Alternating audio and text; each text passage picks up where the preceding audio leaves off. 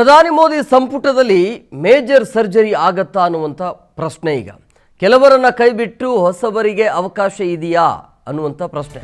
So 4 ಹೊಸ ಮುಖಗಳ ಸೇರ್ಪಡೆ ಆಗುವಂಥ ಸಾಧ್ಯತೆ ಇದೆ ಅಂತ ಹೇಳಲಾಗ್ತಾ ಇದೆ.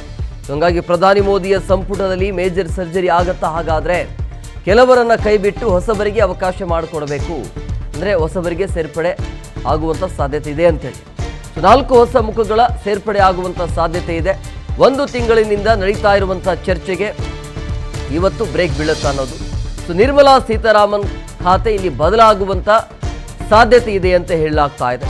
ಸೊ ಹಾಗಾಗಿ ಅವ್ರ ಜಾಗದಲ್ಲಿ ಯಾರು ಬರ್ತಾರೋ ಗೊತ್ತಿಲ್ಲ. ಒಟ್ಟಿನಲ್ಲಿ ಮೋದಿ ಸಂಪುಟದಲ್ಲಿ ಮೇಜರ್ ಸರ್ಜರಿ ಆಗತ್ತೆ ಅಂತ ಹೇಳಲಾಗ್ತಾ ಇದೆ. ಒಟ್ಟಿನಲ್ಲಿ ಕೆಲವೊಬ್ಬರನ್ನ ಕೈಬಿಟ್ಟು ಹೊಸಬರಿಗೆ ಅವಕಾಶ ಮಾಡಿಕೊಡಬೇಕು ಮೋದಿಯ ಸಂಪುಟದಲ್ಲಿ ಅಂತೇಳಿ. ಅದರಲ್ಲಿ ಪ್ರಮುಖವಾಗಿ ನಿರ್ಮಲಾ ಸೀತಾರಾಮನ್ ಖಾತೆ ಇದೆಯಲ್ಲ, ಅದು ಬದಲಾಗುವಂಥ ಸಾಧ್ಯತೆ ಇದೆ ಅಂತ ಹೇಳಲಾಗ್ತಾ ಇದೆ. ಸೊ ಹಾಗಾಗಿ ಇವತ್ತು ಕಾದು ನೋಡಬೇಕು, ಮೋದಿ ಸಂಪುಟದಲ್ಲಿ ಏನಾದರೂ ಬದಲಾವಣೆ ಆಗತ್ತಾ ಅಥವಾ ಅದೇ ಸಂಪುಟ ಮುಂದುವರಿಯತ್ತಾ ಅನ್ನೋದು.